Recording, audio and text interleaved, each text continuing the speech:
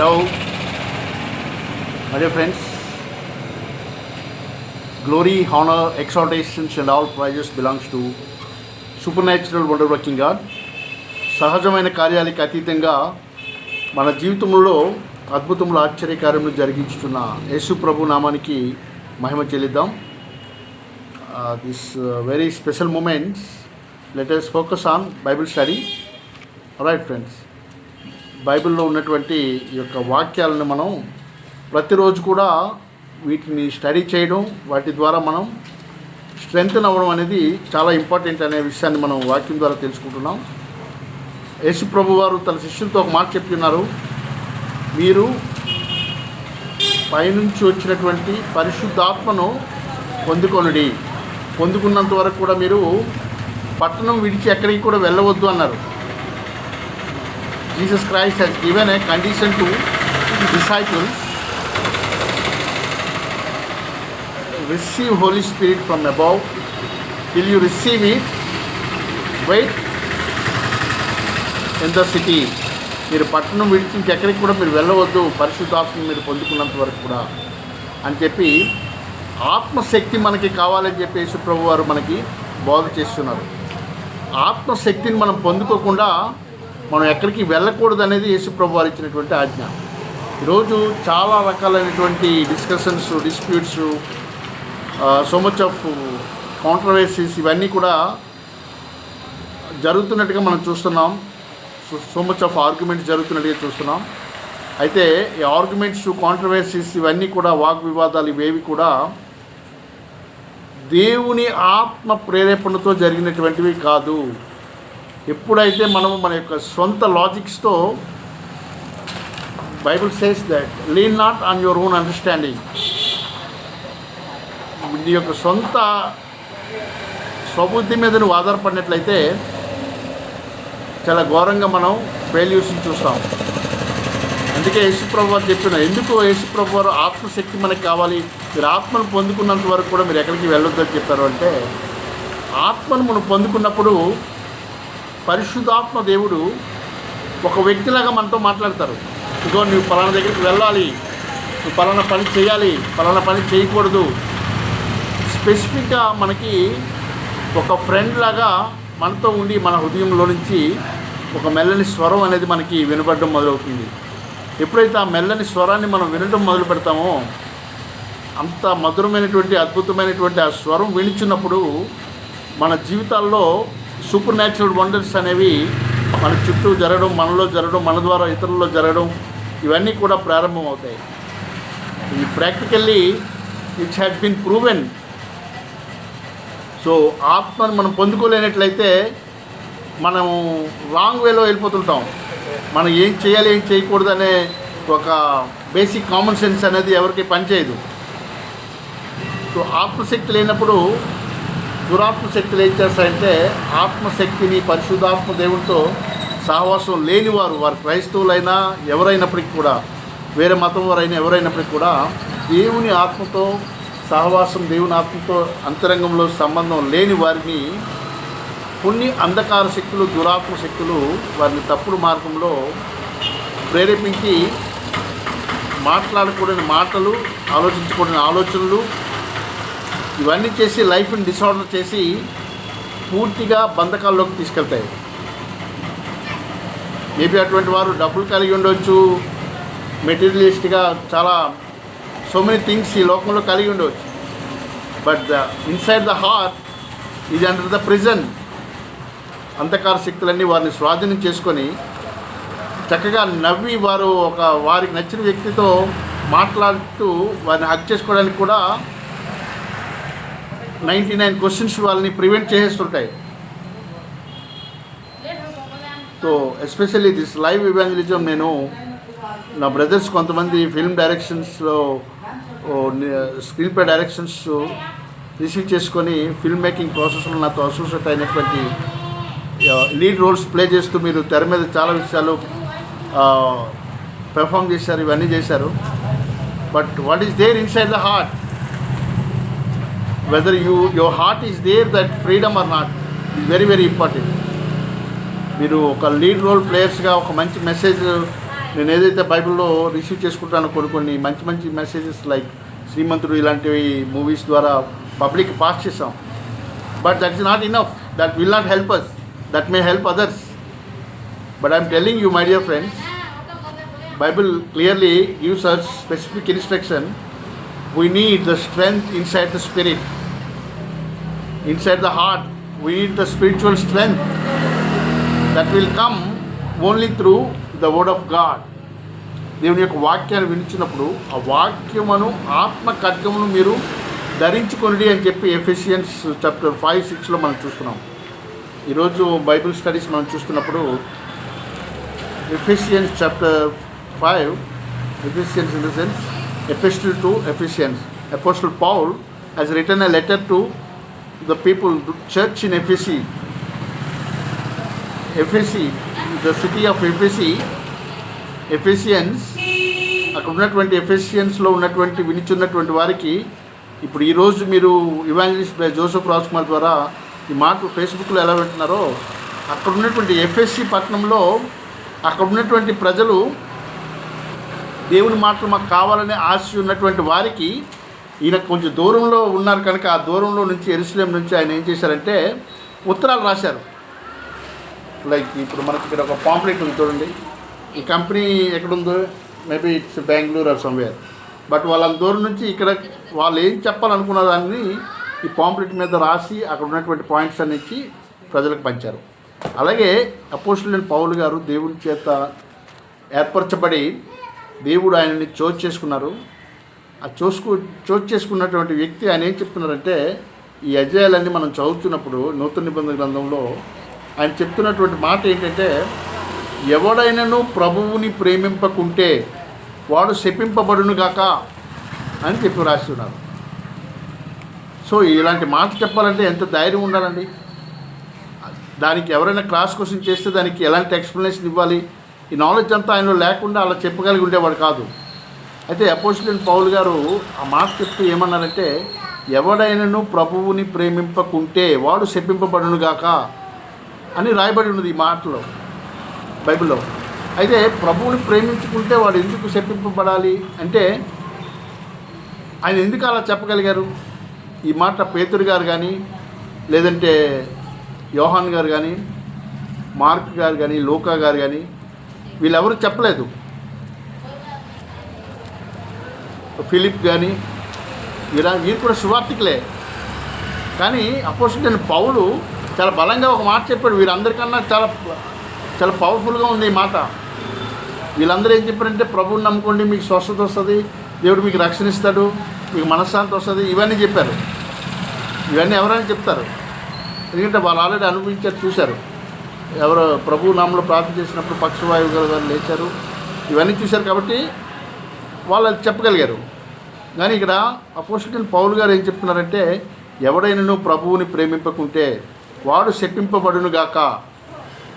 అంటే ఇంత గొప్ప మాట ధైర్యంగా అక్కడ ప్రకటించాలి, వీరికి రాయాలి అంటే దానికి వెంటనే అయినా ఎక్స్ప్లెనేషన్ కూడా ఇవ్వాల్సి వస్తుంది. నువ్వెవరో మాకు చెప్పడానికి, నేను ప్రభువుని ప్రేమించు అని అడిగి రివర్స్ అయ్యేవారు కూడా అక్కడ సమాజంలో ఉంటారు. కానీ ఈయన ఎందుకు అలా చెప్పాడు అంటే, యేసు ప్రభు వారు భూమి మీదకి మనుషులందరి కొరకు ఆయన వారి పాపాన్ని శాపాన్ని తీసివేయడానికి వచ్చారు. మనం ఈ లోకంలో రకరకాలైన తప్పిదాలతో పాపాలతో తాతలు తండ్రులు ముత్తాతలు వంశపారంపర్యంగా వాళ్ళు చేసిన పాపాలు ఇవన్నీ కూడా మనుషుల్ని వారు చేసిన పాపాల ద్వారా వచ్చిన శాపం అనేది మనుషులు వాళ్ళ పిల్లలందరినీ కూడా వేధిస్తుంది. ఆ శాపం ద్వారా వారు కొన్ని బంధకాల్లో ఉంటున్నారు, కొంతమంది అనారోగ్యంతో ఉంటున్నారు, కొంతమంది పేదరికంలో ఉంటున్నారు. అయితే ఆ పేదరికం, ఆ యొక్క అనారోగ్యం, ఆ అంధకార దుస్థితి ఇదంతా తీసివేయడానికి యేసు ప్రభు వారు ఆ శాపాలంతటినీ కొట్టివేయడానికి ఆయన భూమి మీదకి దిగి వచ్చి దైవ కుమారుడు ఆయన చేతుల మీద, ఆయన తలకు ముళ్ళు కిరీటం, ఆయన చేతులకు మేకులు, ఈ పడరాని పాటలు శిక్ష అంతా ఆయన భరించి ఆయన ఇక్కడ రావడానికి గల పర్పస్ ఏంటంటే ఈ శాపాలన్నీ కూడా తీసివేయడానికి. అయితే ఈ మాట మిగతా వాళ్ళు చెప్పలేకపోయారు, ఈ పౌలు గారు ఎందుకు చెప్పారు అనేది ఈరోజు మన యొక్క సారాంశం. అయితే పౌలు గారు ఆ మాట ఎందుకు చెప్పారు?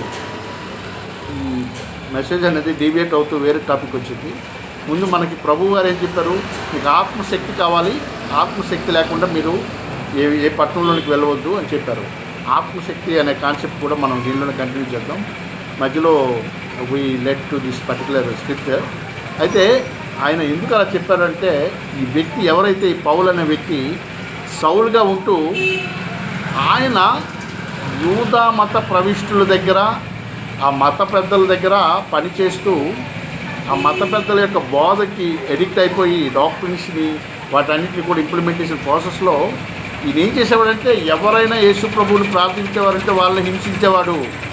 ఎవరైనా ప్రార్థన చేస్తుంటే వాళ్ళ ప్రార్థనలు మీరు చేయొద్దు అని చెప్పి అక్కడికి వెళ్ళి గలిబిలి చేసి వాళ్ళందరిలో ఒక భయాన్ని కలిగించి ప్రభువుని ప్రేమించకుండా అక్కడ ఉన్నటువంటి ప్రభువుని ప్రేమించే విశ్వాసుల్ని గలిబిలి చేసేవాడు ఈ వ్యక్తి. ఈ గలిబిలి చేసే ఈ వ్యక్తి లాస్ట్కి ఏమైందంటే, ఈయన ఒకరోజు గుర్రం మీద దమస్కు పట్టణం గుండా వెళ్తున్నప్పుడు మధ్యాహ్నం రమారమి 3 గంటల సమయంలో ఈయన గుర్రం మీద ఈయన యొక్క మనుషులు ఇంకొక 10 మందిని వేసుకొని, మనందరిలో బలం ఉంది, మన బలంతో మన దగ్గర గవర్నమెంట్ పవర్ ఉంది, యూదా మత పెద్దలందరూ కూడా మనకు సపోర్ట్గా ఉన్నారు, ఎవరినైనా మనం జైల్లో పెట్టచ్చు, ఇలాంటి ఈ లోక సంబంధమైనటువంటి అంధకార చూడండి ఇక్కడ మాట రాయబడింది. ఎందుకంటే అందుకే ఈయన ఏమంటున్నానంటే 6వ అధ్యాయంలో తుదకు ప్రభు యొక్క మహాశక్తిని బట్టి ఆయన యందు, ఈ పౌలు గారు ఏం చెప్తున్నారంటే, తుదకు ప్రభు యొక్క మహాశక్తిని బట్టి ఆయన యందు బలవంతులై ఉండి మీరు అపవాది తంత్రములను ఎదిరించుటకును శక్తిమంతులగునట్లు దేవుడిచ్చు సర్వాంగ కవచమును ధరించుకొనిడి. ఎలయనగా మనము పోరాడునది శరీరులతో కాదు, కానీ ప్రధానులతోనూ అధికారులతోనూ ప్రస్తుత అంధకార సంబంధములకు లోకనాథులతోనూ ఆకాశ మండలమందున్న దురాత్మ సమూహములతోనూ పోరాడుచున్నాము. అందుచేతన మీరు ఆపద్దినమందు వారిని ఎదిరించుటకు సమస్తమును నెరవేర్చిన వారై నిలువబడుటకు శక్తిమంతులగునట్లు దేవుడిచ్చి సర్వాంగ కవచమును ధరించుకొనిడి. ఏలయనగా మీ నడుమును సత్యమును దట్టితో కట్టుకొని నీతి అను మైనపు తొడుక్కొని మయమరుపు తొడుగుకొని పాదములకు సమాధాన సువార్త వలనైన సిద్ధ మనస్సును జోడు తొడుగుకొని నిలవబడి. ఇవన్నీ గాక విశ్వాసమును డాలు పట్టుకొనిడి. దానితో మీరు దుష్టుని అగ్నిబాణములన్నిటినీ ఆర్పుటకు శక్తిమంతులగుదురు. మరియు రక్షణయు శిరస్త్రాణము మరియు దేవుని వాక్యమును ఆత్మ ఖడ్గమును ధరించుకోండి. ఇక్కడ ఇది ఇంపార్టెంట్ విషయం. ఏమంటారంటే దేవుని వాక్యము అను ఆత్మ ఖడ్గమును ధరించుకోండి అంటున్నారు. సో దేవుని ఆత్మను మనం ఎలా పొందుకోగలం? ఇక్కడ దేవుని వాక్యమును ఆత్మ ఖడ్గమును ధరించుకోండి అంటున్నారు. ఈ దేవుని వాక్యాలు వినిచినప్పుడు ఈ వాక్యాల ద్వారా మనలోకి పవర్ వస్తుంది.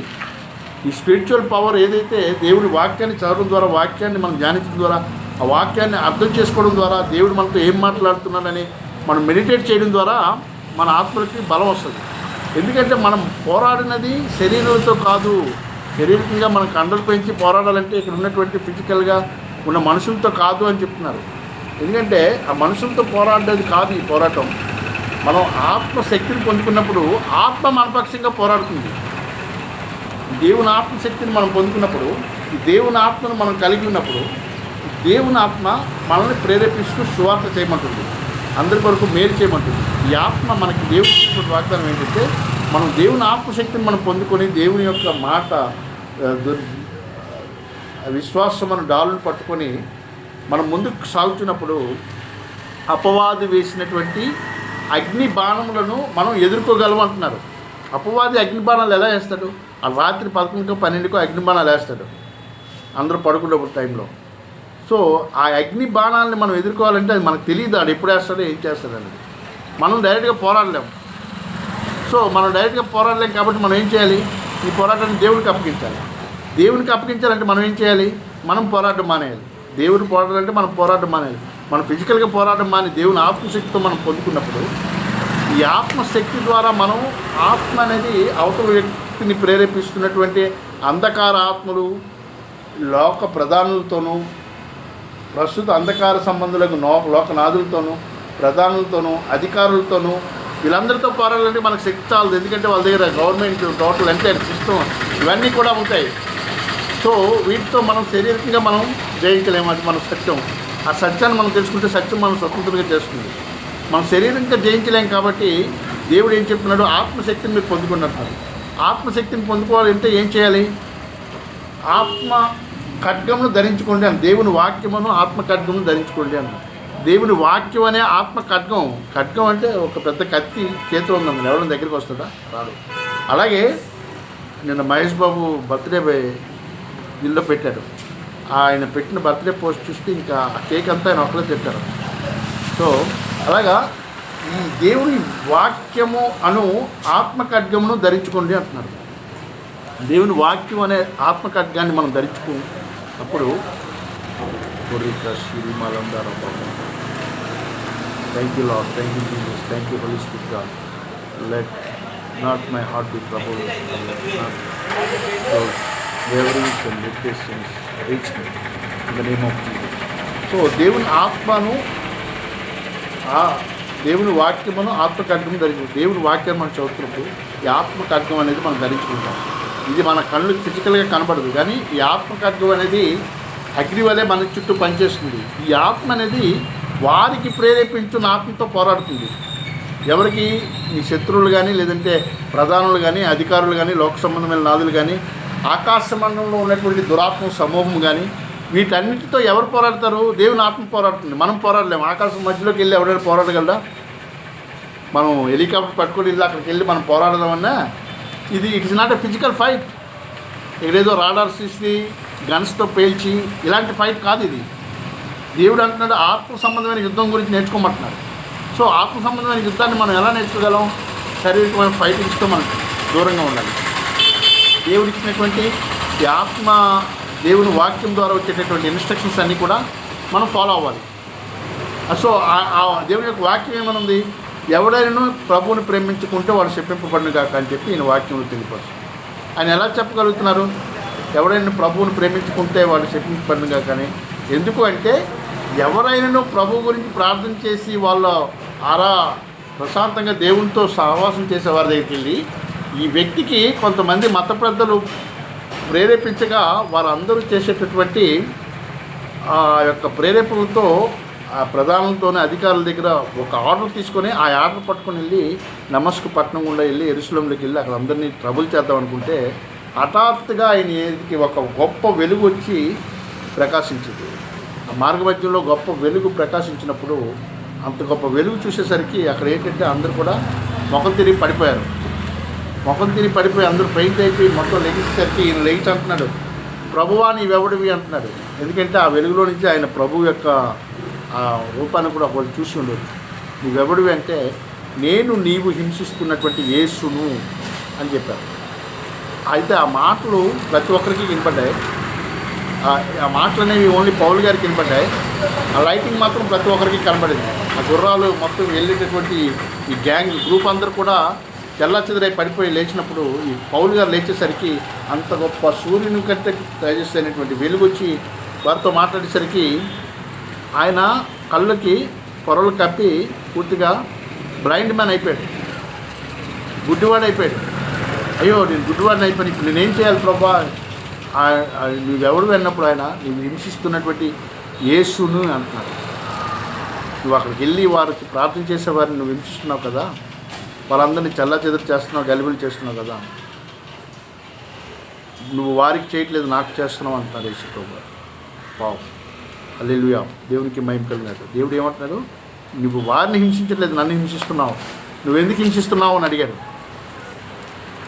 అడిగినప్పుడు ఆయనకి అర్థమైపోయింది, నేను ఒక గొప్ప మహాశక్తితో పోరాడుతున్నాను, దేవుని శక్తితో పోరాడే శక్తి నాకు లేదు, నేను కేవలం మానవుడిని, ప్రభా నేను ఏం చేయాలని చెప్పినప్పుడు నువ్వు ఆ పట్టణంలోకి వెళ్ళినప్పుడు ఆ పట్టణంలో అక్కడ ఉన్నటువంటి పలానా వ్యక్తిని మీరు కలవండి, కలిసి ఉన్నప్పుడు ఆయన ప్రార్థన చేసినప్పుడు నువ్వేం చేయాలో నెక్స్ట్ ఆయన నీకు ఇన్స్ట్రక్షన్స్ ఇస్తారని చెప్పారు. ప్రభు డైరెక్ట్గా ఆయనతో మాట్లాడలేదు, ఒకసారి డైరెక్ట్గా మాట్లాడలేదు. ఏమన్నారు? నువ్వు నన్ను ఎందుకు హింసిస్తున్నావు అని క్వశ్చన్ చేశారు. ఆ తర్వాత ఆయన కళ్ళు పోయాయి, మొత్తం చచ్చిన వాళ్ళలాగా అయిపోయాడు. ఇంత గొప్ప పవర్ఫుల్ పర్సన్, గవర్నమెంట్ యూదా మత ప్రవిష్టులు వీళ్ళందరూ చేసినటువంటి సౌల్ గారు అపోస్తల కార్యంలో 9వ అధ్యాయంలో మనం చూస్తుంటాం. ఆయన ఇంత పవర్ఫుల్గా వెళ్ళే వ్యక్తి కూడా చచ్చిన వానివల్ అయిపోయాడు. ఎందుకంటే దేవుని శక్తిని ఎదుర్కోవడం ప్రారంభించాడు. చచ్చిన వానివల్ అయ్యి ఆయన కళ్ళు కనిపించలేనటువంటి పరిస్థితి వచ్చి ఇంకా అయిపోయింది, చాప్టర్ క్లోజ్ అయిన టైంలోని ప్రభువా నేనేం చేయాలి, నీవు నాకు మరలా బ్రతకడానికి అవకాశం ఇస్తే నా జీవితాంతం నేను నీకు సేవకుడిగా ఉంటాను, నువ్వు గొప్ప నీ మహిమ గురించి, నీ గొప్ప గురితనం గురించి ప్రజలకు తెలియజేస్తాను, నన్ను బ్రతికించి ప్రభావ, నా కళ్ళు చూపు ప్రభావ అని చెప్పి ఆ సౌల్ అనే వ్యక్తి ఎవరైతే హింసించడానికి నిర్ణయం తీసుకున్నాడో ఆ వ్యక్తి శపించబడ్డాడు. శపించబడేసరికి చచ్చిన వాల్వలు అయిపోయాడు. చచ్చిన వాల్వలు కాకుండా కళ్ళు కనిపించలేనటువంటి గుడ్డితనం వచ్చింది ఆయన. అలాంటి అందుకు ఆయన చెప్పగలుగుతున్నాడు, ఎవడైనా ప్రభువుని ప్రేమించుకుంటే వాడు శపించబడునుగాక అని. ఎందుకు అలా చెప్పగలుగుతున్నాడంటే ఆయన ఆల్రెడీ ప్రభువు ప్రేమించకుండా ప్రభువు ప్రార్థన చేసే వాళ్ళని హింస పెట్టేవాడు. హింస పెట్టి గలిబిలి చేశాడు. ఆ గలిబిలి చేసినప్పుడు ప్రభువు సడన్గా ప్రత్యక్షమైనప్పుడు చచ్చిన వాని వల్ల వచ్చాడు. అంటే ఇంకా మొత్తం లైఫ్ అయిపోయింది రా బాబు, ఇంక ఏ గవర్నమెంట్ కానీ నాకు ఎవరు రక్షించలేడు, కళ్ళు పోయాయి, ఇంకా లెగిస్తానా లేదా, ఇక్కడ నుంచి డైరెక్ట్ నరకలేనా అనే పరిస్థితి ఆయనకు వచ్చింది. అంటే ఆయన శపించబడ్డాడు. అక్కడ ఆయన శపించబడినప్పుడు మళ్ళా ఆ శాపం నుంచి బయటికి రావడానికి ఏం చేశాడంటే అక్కడ ఉన్నటువంటి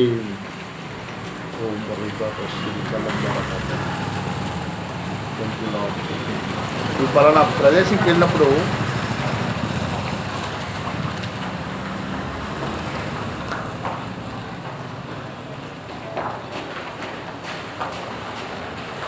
సౌలా నింపబడిన ప్రభుని యేసుని దృష్టి పొంది పరిశుద్ధాత్మతో నింపబడినట్టు పంపిణీ చెప్పండి. సో ఆయన నెక్స్ట్ నువ్వేం చేయాలన్నది ఆయన ద్వారా తెలియజేస్తాను. కొన్నిసార్లు దేవుడు డైరెక్ట్గా మాట్లాడతాడు, కొన్నిసార్లు కొన్ని విషయాల్లో వేరే ఒక వ్యక్తిని అపాయింట్ చేసి ఆ వ్యక్తి ద్వారా మాట్లాడతాడు.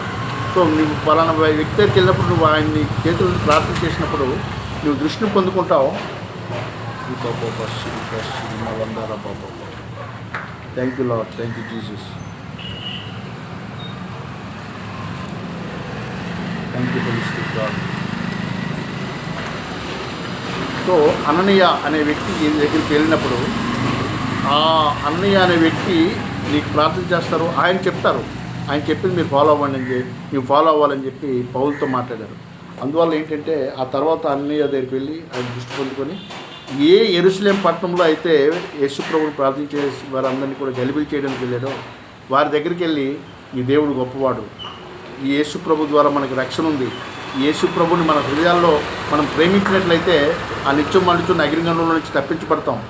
ఎన్నటన్నిటికీ దేవుని ఉగ్రతకు పాలై అక్కడ నరకంలో వేదన పడే కంటే దేవునికి విధేయత చూపించడం ద్వారా, ఈ విధేయత ద్వారా యేసు ప్రభుని మనం ప్రేమించడం ద్వారా మన శాపాన్నంతటిని ఆయన తీసివేయడానికి వచ్చారు. కనుక ఇంత గొప్ప కార్యం ప్రభు మన కోసం చేశాడు. మనల్ని ప్రేమించడం కొరకు ఆయన తల మీద ములికిరీటం పెట్టుకున్నాడు. మన చేతులతో చేసిన పాపాలకి ఆయన చేతుల మీద మేకులు పట్టుబడ్డాయి.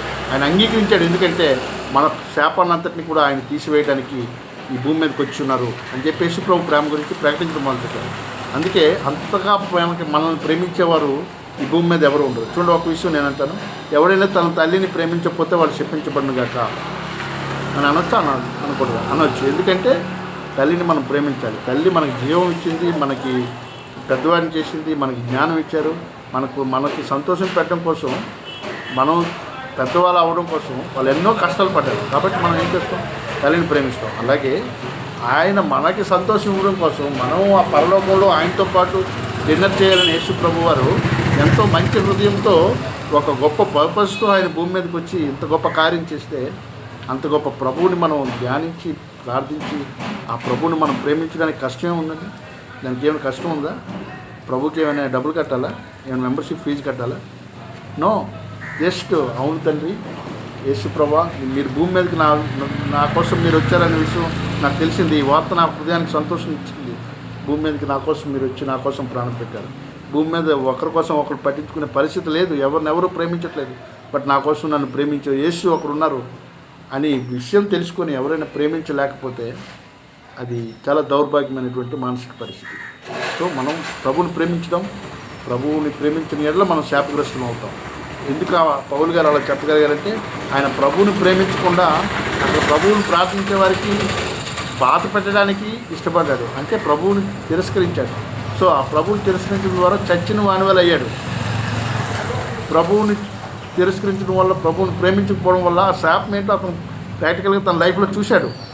కనుక మరలా వెళ్ళి అన్నయ్య గారి దగ్గరికి వెళ్ళి ఆయన శిరస్సు వంచి ప్రార్థన చేసినప్పుడు ఆయన మళ్ళీ దృష్టి పొందుకున్నాడు, ఆ శాపం నుంచి బయటపడ్డాడు. సో అందుకే ఆయన చక్కగా చెప్పగలిగాడు. సో అయితే ఈ పోరాటం నుంచి మనం ఫిజికల్గా మనం ఏ విధమైనటువంటి పోరాటం చేయడానికి బైబిల్ అనిపించదు, కానీ ఆత్మ సంబంధమైనటువంటి వాక్యమును, ఆత్మ ఖడ్గమును మీరు ధరించుకోండి అంటున్నారు. ఆత్మ ఖడ్గం మనం ఎప్పుడైతే ఈ వాక్యానికి లోబడుతున్నామో, సో నీకు వ్యతిరేకంగా ప్రణాళికలు చేసేటటువంటి అంధకార సంబంధ నెట్వర్క్, ఆ యొక్క ఎంటైర్ యువర్ ఎనిమీస్ క్యాంపస్ అంతటిని కూడా కన్ఫ్యూజన్ జోన్లోకి పంపిస్తాడు దేవుడు. ఎందుకంటే అది ఆత్మ ద్వారా చేస్తాడు. ఇదే ఆత్మ అక్కడ ఉన్నటువంటి వారి ఆత్మలతో పోరాడుతుంది. సో ఆత్మశక్తి చాలా గొప్పది. శరీరం చేసే ఫైటింగ్స్ కన్నా ఆత్మ ద్వారా జరిగే కార్యాలు చాలా అద్భుతంగా ఉంటాయి. ఆత్మ ఒకసారి మీ పక్షంగా కార్యం చేస్తున్నప్పుడు మీకు వ్యతిరేకమైన ఎక్కడెక్కడ ఎవరెవరైతే ప్రణాళికలు కలిగి ఉన్నారో మనకు తెలియదు. మనకు కేవలం కొంతమంది తెలుస్తుంది, కొంతమంది తెలియదు. ఎక్కడెక్కడ ఏ దేశంలో, ప్రపంచంలో ఎక్కడ నీకు వ్యతిరేకంగా ప్రణాళిక కలిగినా ఆ ప్రణాళికని తల్లకిందులుగా చేయగలిగిన శక్తి ఆత్మ. సో పరిశుద్ధాత్మ దేవుడు మనకు అలాంటి గొప్ప కార్యం చేస్తారు. కనుక వాక్యమును, ఆత్మ ఖడ్గమును మనం ధ్యానించుకోవాలి. అందుకే everyday Bible study is very very important. Because when we are reading the word of God, when we are going through this particular subject and the knowledge given by Lord Jesus Christ to us, that knowledge, when we are meditating that, through that knowledge we will gain the strength in the spirit. Through that strength only, that God's spirit will fight with those circumstances which are unknown to us. So many things we don't know. Behind scenes there are so many things are being planned by the enemies, but all those plans will be utterly failed when we are being filled with the Holy Spirit. Because when we are being filled with the Holy Spirit, this is the God's job to fight with them. Instead of filling with the Holy Spirit, if we are thinking like them, God will not fight. So when God doesn't fight, we will be defeated. So let's give a chance to God to fight for them. So fight for us, fight with them. So మనం మన శత్రువులను ప్రేమించాలని చెప్పి Bible మనకి తెలియపరుస్తుంది. మనం అలా ప్రేమించడం ద్వారా దేవుడు వారి జీవితాల్లో కూడా కొన్ని కార్యాలు చేస్తారు. దేవుడు వారితో మాట్లాడతారు. మనం ప్రేమించి ఈ రకంగా ఒకరి ప్రవర్తన యెహోవాకు ఇష్టంగా ఉన్నప్పుడు ఆయన తన శత్రువులను మిత్రులుగా చేస్తారని చెప్పి బైబిల్ తెలియపరుస్తుంది. సో మనం ఏం చేద్దామని దేవుడు ఇచ్చినటువంటి ఆజ్ఞను మాత్రమే మనం ఫాలో అవుతాం. దేవుని ఆజ్ఞకి మనం హృదయం చూపించడం ద్వారా ఆత్మ ద్వారా దేవుడు వారి ఆత్మలతో కార్యం చేస్తాడు. దేవుడు వారికి మారు మనసు ఇస్తాడా, లేదంటే వారిని పనిష్మెంట్ చేస్తాడా, లేదంటే ఇంకేం చేస్తాడా, ఇంకా అద్భుతం చేస్తాడా, అవన్నీ మనకు అనవసరం. దేవుడు ఏం చేయాలో అతను చూసుకుంటాడు. మనం దేవుడికి సలహాలు ఇవ్వవసరం లేదు, ఇది ఇలా చేయి అలా చేయి ప్రభు అని చెప్పి. But God has a plan. దేవునికి ఒక ప్రణాళిక ఉంటుంది. మనకు ఎలాగైతే ప్లాన్ ఉందో, మనం కేవలం తాత్కాలికంగా ఒక మనుషులమైన మనకే ఇన్ని ప్రణాళికలు ఉన్నప్పుడు మనుషులను సృష్టించి మనుషులు భూమి మీద పంపించిన దేవునికి ఆయన ప్రణాళిక ఇంకా గొప్పదిగా ఉంటుంది. కనుక let us trust God, let us submit everything to God in the name of Lord Jesus Christ. He will do the wonders, supernatural wonders in our life. సహజమైన కార్యాలకు అతీతంగా మన జీవితాల్లో అద్భుతంలో ఆశ్చర్యకార్యం జరిగిస్తారు. దాన్ని మనం నమ్ముదాం, చూద్దాం. అపోస్తలుడైన పౌలు గారు మనకి ఇచ్చినటువంటి ఇన్స్ట్రక్షన్స్తో మీ అందరికీ కూడా యేసుక్రీస్తు ప్రభు నామములో వందనాలు తెలియజేస్తున్నాం. ఎవరైతే యేసు ప్రభు ప్రేమను హృదయాల్లో కలిగి ఉన్నారో అలాంటి ప్రేమ కలిగి ఉన్న మీ అందరికీ కూడా యేసుక్రీస్తు నామములో వందనాలు. ఆమేన్. So this is the Light in Darkness Gospel Center live evangelism update by evangelist by Joseph Rajkumar. Of course, I'm adding this title. I'm just trying to manage myself as an evangelist. God bless you all. Love you so much.